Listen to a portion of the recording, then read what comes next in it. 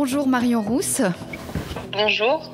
Je vous remercie d'avoir accepté mon invitation. Je suis Émilie Clément et vous êtes sur la chaîne de podcast Territoire de Valenciennes Métropole. Comme vous le savez, nous avons la chance de recevoir ici, à Valenciennes, une des étapes du Tour de France, le 7 juillet prochain. Vous avez été sacrée championne de France sur route en 2012. Vous arrêtez votre carrière en 2015, mais la passion du cyclisme vous amène à passer de l'autre côté de l'écran et à commenter le Tour de France Hommes sur France Télévisions. En 2022, vous êtes désignée directrice du Tour de France Femmes. C'est bien ça, pas d'erreur jusqu'à maintenant ? C'est bien ça. Alors vous êtes aussi originaire de Saint-Saulve, à 2 coups de pédale, on va dire, de Valenciennes, vraiment. Quels souvenirs d'enfance liés au cyclisme vous viennent en tête en pensant à votre ville natale, à votre région ? Déjà, dire que je suis toujours ancrée dans le Nord, c'est vrai que c'est une région où j'y passe régulièrement. Mes parents y vivent toujours. Donc évidemment, c'est une région qui me permet de me ressourcer. Voilà, j'ai beau voyager dans le monde, j'ai besoin de revenir dans le Nord parce que c'est là où je me sens bien. Et voilà, j'ai que des bons souvenirs quand je repense à ma région et à mes premiers tours de route. Valenciennes, c'est une ville qui est tellement agréable pour venir se balader que j'y viens régulièrement. Ah, c'est chouette. Alors, on vient de parler de vos racines. Maintenant, j'aimerais aussi revenir sur votre parcours professionnel qui est assez atypique. La passion, elle est venue comment ? J'étais une petite fille qui avait beaucoup d'énergie et qui avait besoin de se dépenser en fait pour canaliser ce trop plein d'énergie.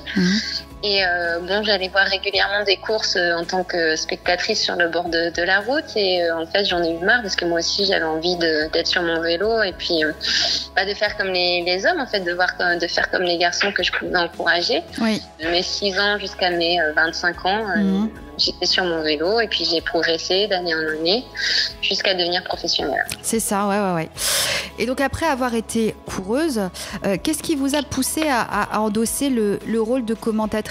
En fait, à mon époque, le cyclisme féminin n'était pas aussi développé que ce qu'il peut l'être depuis 4 ans. Donc j'avais besoin d'aller travailler pour gagner un salaire. Et quand je suis devenue championne de France chez les professionnels, on m'a invitée à venir parler de ma passion sur le plateau d'Eurosport. Et on a trouvé que je me débrouillais pas mal à l'antenne et on m'a proposé de venir commenter les courses ensuite, et chose que j'ai fait. Et la décision et la question s'est posée de savoir ce que j'allais faire. Et puis d'un côté, j'avais ce sport que j'avais toujours fait, toujours côtoyé, toujours aimé, mais qui ne me permettait pas d'en vivre. Et de l'autre côté, une carrière qui s'ouvrait où je pouvais continuer à parler de ma passion à des milliers de téléspectateurs, même des millions de téléspectateurs quand c'est sur France Télévisions. Donc c'est ça.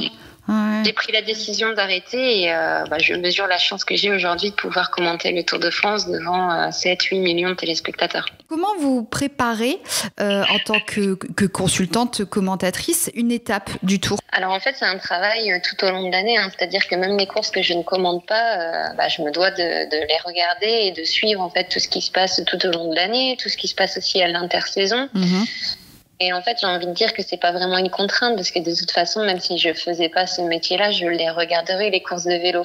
Et puis de se tenir toujours informé des dernières technologies, des nouveaux coureurs qui arrivent dans le peloton, de la jeune génération. De pratiquer aussi quand même assez régulièrement, en fait, d'être toujours à la page et puis je pense que ce qui est important aussi dans nos métiers de consultant, c'est de ne pas être blasé, de toujours mesurer la chance qu'on a et de parler de notre passion. Et puis d'être entouré d'une bonne équipe aussi, ça joue beaucoup. Avec France Télévisions, on a les moyens de faire vivre aux téléspectateurs quand même avec une moto à l'intérieur de la course, avec notre historien qui compte aussi le beau paysage. Oui, ça c'est chouette. Pour valoriser nos régions, c'est vrai, Évidemment. Donc ça contribue vraiment au fait que le Tour de France soit magique. C'est ça. Oui, vraiment. Et qu'on soit très heureux ici de le recevoir. Maintenant, un focus sur le Tour de France de cette année, de l'étape de Valenciennes. À quoi on peut s'attendre pour cette édition 2025? Il y a quand même Tadej Pogačar et Jonas Vingegaard qui sortent du lot pour le classement général. Je pense que voilà, côté français, ça va être compliqué quand même d'accéder à un podium, même si Lenny Martinez sera aligné.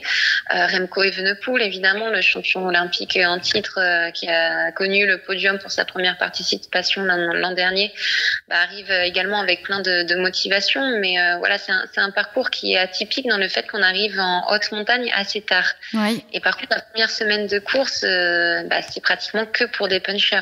Notamment l'étape qui part de Valenciennes. Oui. Moi, j'ai été la reconnaître. Ah, d'accord. Dans les monts, finalement. Oui. On va aller chercher toutes les côtes et même l'arrivée est difficile. Voilà, même l'arrivée est dans une bosse. Donc, je pense qu'il peut y avoir des surprises parce que c'est même assez découvert après les bosses. Donc, voilà, j'ai été contente d'aller la reconnaître parce que je pense que les leaders vont même y aller aussi parce qu'elle peut être importante. D'accord. On peut voir déjà de favoris. Tadej Pogačar, c'est une étape qui peut lui convenir. On va suivre ça. Si un jour, on avait dit à la petite Marion, justement, de 6 ans, qu'elle passerait ici à Valenciennes et qu'elle serait commentatrice. Déjà, je pense que quand j'étais petite ou même adolescente, je ne m'étais jamais imaginée dans ce métier qui est la télévision. Donc, moi, j'étais une petite fille qui était en plus réservée. Donc, c'était pas du tout l'avenir que je m'étais imaginé, mais justement de dire que moi j'y suis arrivée sans avoir de connaissances dans le milieu de la télé et que finalement à force de persévérance, d'être sérieuse aussi dans le boulot, parce que la rigueur évidemment c'est très important, on peut y arriver. Merci beaucoup Marion Rousse pour cet échange inspirant.